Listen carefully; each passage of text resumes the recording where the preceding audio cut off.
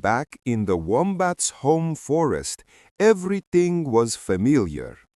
The air was warm, the rivers sparkled, and the voices of birds filled the sky. This wombat understood every sound, every word spoken in his homeland's language. But when I arrived in Perth, everything changed. The streets were wide and busy. The air smelled of the ocean breeze. People walked quickly, laughing, talking, asking questions. And all around me, the language was English. I listened carefully, but I understood almost nothing. I felt like a ship without a compass, drifting in a vast ocean. I wanted to ask for ice cream, but the words stuck in my throat. I wanted to talk to the kangaroos in the park, but I didn't know how to begin. Even in the supermarket, I pointed at things with my paws, but sometimes the shopkeepers only gave me puzzled looks. I felt lonely, small, and even a little frustrated. But inside my heart, I whispered to myself, if I want to live here, I must learn English. And so my journey began. Chapter 2. The First Steps. I started with the simplest things. Every morning, I climbed up to King's Park. There, under the shade of tall eucalyptus trees, I sat on a wooden bench and listened. I listened to children running past, calling out to each other. I listened to students sitting on the grass, practicing presentations. I listened to families laughing together, sharing stories in English.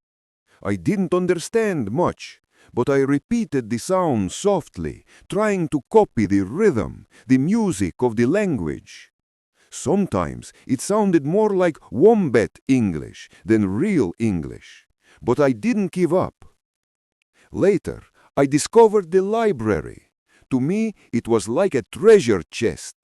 Rows and rows of books, thick ones, thin ones, storybooks, picture books, even magazines. I chose the simplest ones, children's books with bright, colorful drawings. I read them slowly, word by word.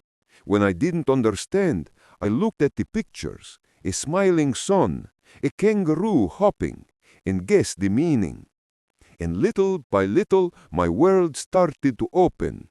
One day, while walking in the park, I met a kind old kangaroo. "G'day, mate," the kangaroo said cheerfully. I blinked. I didn't understand all of it, but I smiled back and managed to say, "Hello." The kangaroo laughed warmly. "That's the spirit."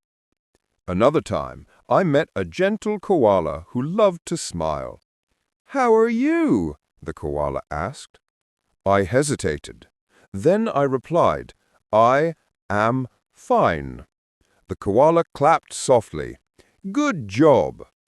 At first, I could only say short, simple phrases. But these new friends were patient.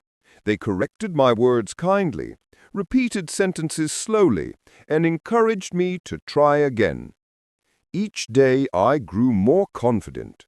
I realized something important. Learning English wasn't just about books or grammar. It was also about people, kindness, and connection. The biggest change came when I found an English class for newcomers. When I walked into the classroom, I was amazed. There were animals and people from all over the world. Parrots from South America, pandas from Asia, cats from Europe, even a fox from Africa. And guess what? They all struggled with English too. Some couldn't pronounce certain sounds. Some forgot words in the middle of a sentence. Some mixed their own language with English, creating funny combinations.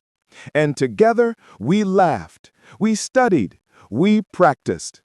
For the first time, I realized I was not alone. Every mistake became a shared joke. Every new word was a small celebration. I no longer felt afraid. I felt supported. My journey wasn't easy, but it was full of lessons. I learned that mistakes are not something to fear. They are teachers, stepping stones on the road to success. I discovered that English is everywhere, on street signs, in newspapers, on the bus, in the cafe menu. Learning wasn't just in the classroom. It was in everyday life. I also learned the importance of joining activities. I joined a hiking club. At first, I was nervous. What if I didn't understand? What if I said the wrong thing? But on the trails, surrounded by nature, things felt easier. I learned words like summit, trail, valley, and wildflower. The fresh air made me brave, and the friends I made kept me motivated. Now, when I walk through Perth, I feel different. I still make mistakes, of course. Sometimes I say beach when I mean bench, and everyone bursts out laughing. But instead of feeling embarrassed, I laugh too, because I know every mistake is a sign that I am learning. The city that once felt strange now feels like home. Not because my English is perfect, but because I dare to use it. Every word I speak brings me closer to others. Every conversation makes me stronger. And so, my friend, if you are a student or a newcomer in a new country, remember this.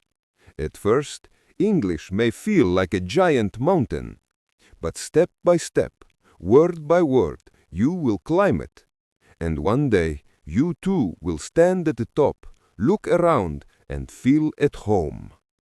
Gentle outro music fades in. That is the story of Wombat's English journey in Perth. May my story inspire you to keep going, keep learning, and never give up. Because just like this wombat, you are braver than you think. Music fades out.